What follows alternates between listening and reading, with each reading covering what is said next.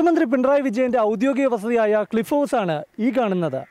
പനി നിയന്ത്രിക്കുന്നതിന് മാലിന്യ സംസ്കരണത്തിനായി പൊതുജനങ്ങൾ മുന്നിട്ടിറങ്ങണമെന്ന് ആഹ്വാനം ചെയ്ത മുഖ്യമന്ത്രിയുടെ വീടിന് പിന്നിലെ മാലിന്യ കാഴ്ചകളാണ് ഇത്. മന്ത്രിമന്ദിരങ്ങളുടെ മതിൽക്കെട്ടിന് പുറത്തുപോലും മാലിന്യത്തിന് അറുതിയില്ല. ക്ലിഫ് ഹൗസിന് പിൻഭാഗത്ത് മാലിന്യം കുന്നുകൂടുകയാണ്. മുഖ്യമന്ത്രി പിണറായി വിജയന്റെ വസതിയിൽ നിന്ന് നോക്കിയാൽ കാണാവുന്ന ഇടമാണ്. പ്ലാസ്റ്റിക് മാലിന്യവും മറ്റ് ഖരമാലിന്യങ്ങളും വലിച്ചെറിയുന്നതിനാൽ കൊതുകിനും ദുർഗന്ധത്തിനും കുറവില്ല. നഗരസഭയുടെ നന്തങ്കോട് ഹെൽത്ത് ഓഫീസിന് അരികത്താണ് ഈ മാലിന്യം നിറയുന്നത്.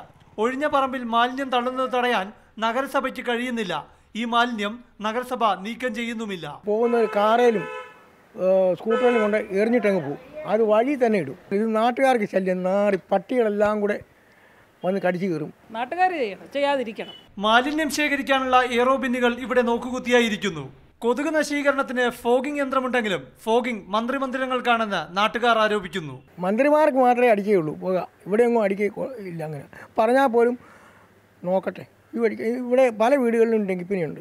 മാലിന്യത്തിന് നേരെ കണ്ണടയ്ക്കുമ്പോൾ ഡെങ്കിപ്പനി പടർത്തുന്ന കൊതുകിന് മന്ത്രിമന്ദിരങ്ങളിലേക്ക് എത്താനും അധികം ദൂരം താണ്ടേണ്ടെന്ന് ഓർത്താൽ നന്ന്.